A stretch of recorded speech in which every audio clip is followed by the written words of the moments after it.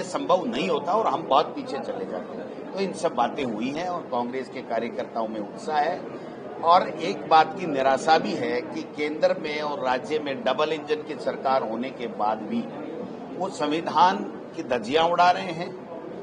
उनको जनता की परवाह नहीं है, जनता के मुद्दों की परवाह नहीं है, न रोजगार है, न जो आपकी महंगाई कम हो रही है, न बिजली है, न पानी है। कोई विजन नहीं है उनका, केवल और केवल डराओ धमकाओ और मनमर्जी से संविधान की व्याख्या करो और मनमर्जी से काम करो। आपने देखा होगा कि अभी राजस्थान के अंदर सुप्रीम कोर्ट के फैसले के बावजूद भी एक विधायक अंता के विधायक माननीय कंवरलाल मीणा जी की सदस्यता 24 घंटे के अंदर खत्म होनी चाहिए थी, आज भी लिए बैठे हैं और फिर कहते हैं कि मैं संवैधानिक पोस्ट पे हूं, मेरी इज्जत करो, मैं निष्पक्ष हूं, मैं पारदर्शी हूं, मैं किसी का पक्षपात नहीं करता। आप बताओ, एक बाप के विधायक जिसके ऊपर एक एसीबी ने एफआईआर की, उसका इन्वेस्टिगेशन चल रहा है, अभी पूरा नहीं हुआ, उससे पहले सदाचार कमेटी के अंदर उसकी मीटिंग करा करके इसकी जल्दी से इसको सदस्यता इसकी समाप्त करो, उसमें लग गए। और सुप्रीम कोर्ट के कहने के बावजूद और कानून होने के बावजूद, जिस कानून के तहत राहुल गांधी जी की 24 घंटे में सदस्यता समाप्त की लोकसभा से और मकान भी खाली करा लिया, वो कंवरलाल की 19-20 दिन बाद में भी सदस्य समाप्त नहीं कर रहे। कह रहे 2 दिन का समय दे दो, तो 2 दिन में कौन से क्या आप हासिल कर लोगे? ये संविधान का उल्लंघन है।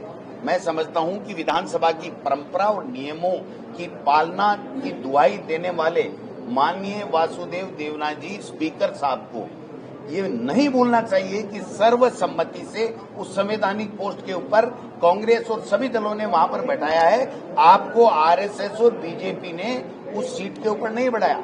नाम नामित कर दिया होगा बीजेपी और आरएसएस ने, लेकिन नाम नामित करने के बाद में भी हमने सबने सर्वसम्मति से उस संवैधानिक पोस्ट की गरिमा और मर्यादा रखने के लिए उन्होंने कहा है कि मैं पारदर्शी हूं, तो पारदर्शी कहना मात्र नहीं, उसका दिखना भी चाहिए।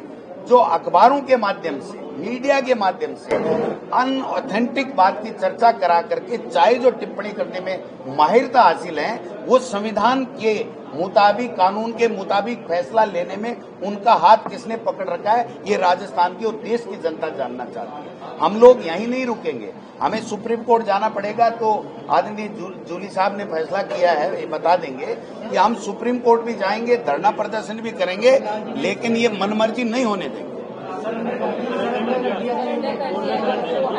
कोई एहसान कर दिया क्या?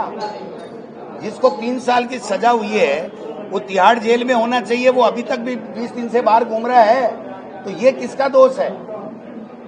ये कहां की न्याय की बात है?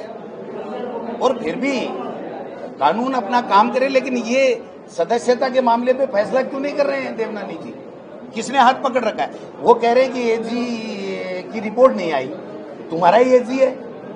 गोविंद डोटासरा ने, अशोक गहलोत ने, टीकाराम जूलिया, सचिन पायलट ने तो नियुक्त किया नहीं है। और एजी, ऐसे एजी को बनाई क्यों रखा आपने?